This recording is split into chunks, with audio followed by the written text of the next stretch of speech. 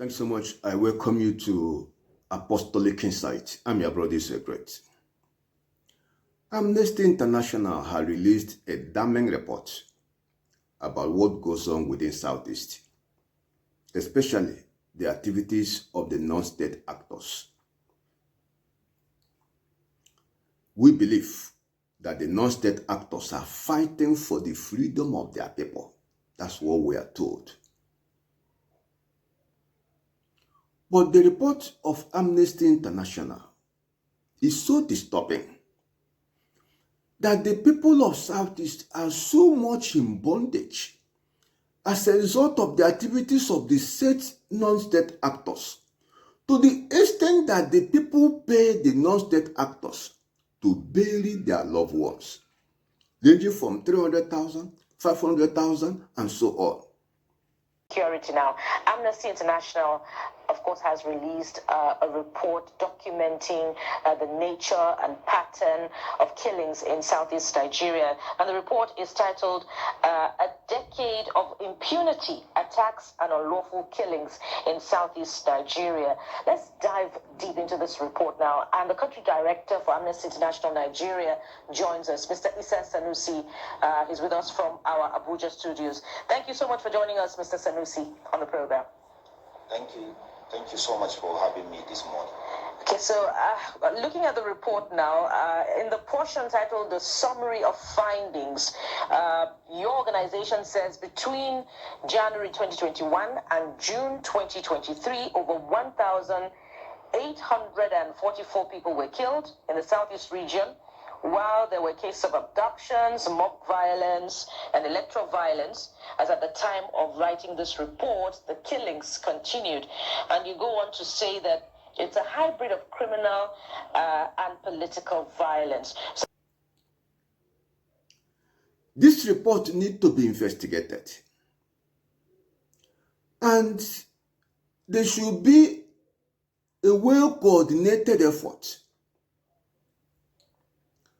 to put an end to youth restiveness, which is as a result of inadequate personality, self-image crisis, lack of certain identity. These are the things fueling youth restiveness. It's not just unemployment. Every able-bodied human being must find a way to do something meaningful and earn a living. There is no justification for anybody resorting to crime, whether to live as a kidnapper or organ harvester, or get involved in one criminal activity or the other because you want to make money. There is no justification for that. A people group should not be in bondage for what they know not. Let us do something about this report of people paying to bury their loved ones. This speaks of a people in bondage, a people who are now becoming slaves in their own land. It is a too difficult situation. It cannot be accepted that the master race, a people group as great as the Igbo race, are going through this psychological torture, this dehumanization.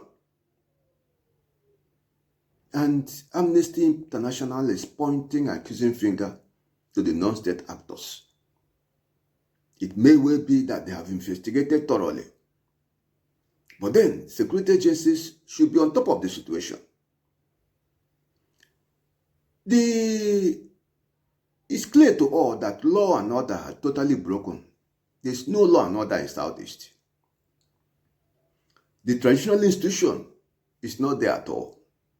The religious leaders are not there. They are not there at all. We have gospel generals who sit possibly in Lagos Ibadan axis, who sits in Abuja or somewhere else with only money as the driving force, speak for the well-being of their people? Nowhere. Fight the oppressors? Nowhere. Challenge the political class to live up to expectation? The gospel generals had failed woefully. The people are in great bondage. The people are in great captivity. Yet, men still feed on them using the name of God in a very shameless manner. We need to come together to secure the freedom of the people, to help them to have a future, a secured future. Out of the 1,844 persons that were killed, separating the wheat from the chaff, which can you attribute to be, what number can you attribute to be criminal, and then the others political?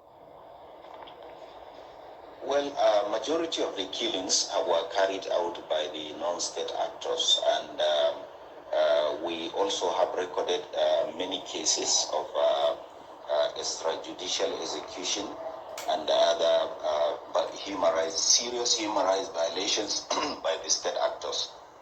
So what we have, as you mentioned, is a hybrid of political violence, criminality, and all sorts of things. Like when we did our investigation, we realized that there are at least 17 forests in Anambra State where gunmen operate from. And in Imo State, there are at least 15 of those kind of forests from which gunmen operate. And this government have made life very, very difficult and horrible for the people of this region. In some places, we found out that even families, when you want to have burials, you have to pay them between 500,000 to 300,000.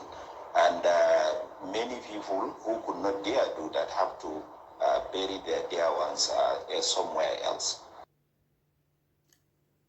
People are living under the atmosphere of fear. There is a fear culture, fearsome intimidation, fear now a ruling spirit in Southeast. It is not a good development. For you to have a geographical location where the people live in fear, it's manifestly seen that they are living in fear. They do not know what will happen the next minute. The political class had failed woefully. It still boiled down to what Okonjo-Iweala told the NBA not too long ago, that the political class had weaponized insecurity. Let the religious leaders wake up. Men who know their God, they shall be strong and they shall do exploit. Exploit is not just in exploiting the people and building your monument from one project to the other. Exploit is not in tithe and offering, seed, sowing seed and all whatnot. That's not where you do your exploit. It's not in private jets. That's not where you do your exploit. If you know your God, stand up and fight the enemies of your people and enthrone law and order in your land. Let it be said that this man was born there. God said, I will sow the seed of a man. We'll cry out to the Deborahs of our time. In this time of utter hopelessness, let the Deborah company arise and rescue the land, rescue the people from the hand of the oppressors. Everybody should wake up. The danger is real. There may be no tomorrow, if we fail to act fast. Share this video. Be part of the good work of God by subscribing to this channel. You may just be helping yourself. And remember, God will bring everything to judgment. May we not forget, there is a sentence of death on the forehead of every man and woman who lives in a land that is in serious crisis, and that person is feeling unconcerned. God is looking at us. He's identifying those who sigh and mourn for the atrocities going on in the land. It's not just enough to sigh and mourn. We should unite. We should come together and take necessary action to secure our freedom. The time to do that is now. Let us not fold our hand and allow innocent blood to be flowing freely in our land. Let us not fold our hand and daily be living in fear. May God help us.